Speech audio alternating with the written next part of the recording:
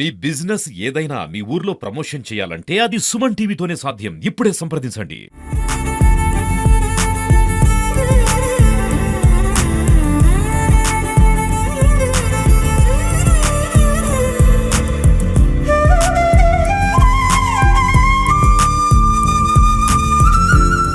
ఎక్కడ చూసినా మహానాడు పార్టీ ఘన విజయంతో అధికారంలోకి వచ్చిన తర్వాత మొదటిసారి జరుగుతున్నటువంటి మహానాడుకు కడప వేదిక అయింది.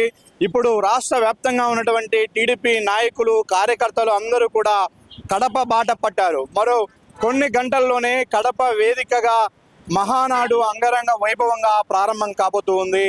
ఇప్పటికే రాష్ట్ర వ్యాప్తంగా ఉన్నటువంటి మంత్రులు, నాయకులు, ఎమ్మెల్యేలు, ఎంపీలు, కార్యకర్తలతో సహా, అభిమానులతో సహా అందరూ కూడా ఆయా మార్గాల్లో కడపకు వస్తూ ఉన్నారు. ఎక్కడ చూసినా కూడా అన్ని దారులు కడప వైపే సాగుతూ ఉన్నాయి. మనం విజువల్స్లో వెనక వైపు చూస్తూ ఉన్నాము. రాష్ట్రంలో నలుమూలల నుంచి వచ్చే ప్రతి టీడీపీ కార్యకర్తకు, అభిమానికి ఘనంగా స్వాగతం పలికే విధంగా కడప జిల్లా నాయకులు ఇక్కడ స్వాగత తోరణాలను ఏర్పాటు చేశారు. కడప విందు భోజనాన్ని రుచి చూపించడానికి వాళ్ళందరూ కూడా అరేంజ్మెంట్స్ చేస్తూ ఉన్నారు. ఈసారి నా భూతో నా భవిష్యత్ అనే విధంగా కడపలో మహానాడు నిర్వహించడం కోసం జరుగుతున్నటువంటి ఏర్పాట్లన్నీ కూడా కొలిక్కొచ్చాయి. మరి కొన్ని గంటల్లోనే జాతీయ అధ్యక్షుడు, రాష్ట్ర ముఖ్యమంత్రి నారా చంద్రబాబు నాయుడుతో పాటు నారా లోకేష్ కూడా మహానాడు జరిగే సభా ప్రాంగణానికి చేరుకోబోతూ ఉన్నారు.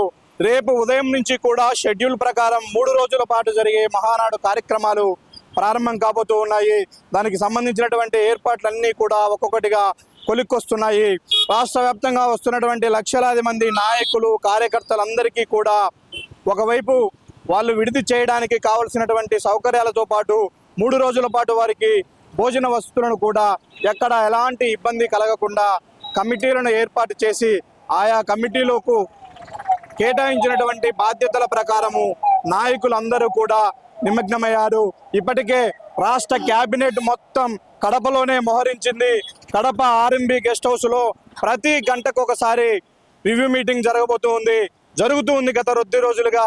ప్రతి గంటకు మహానాడు ఏర్పాట్లు ఎంతవరకు వచ్చాయి అనే విషయాలపైన వాళ్ళు ఈ సమీక్షలు నిర్వహిస్తున్నారు.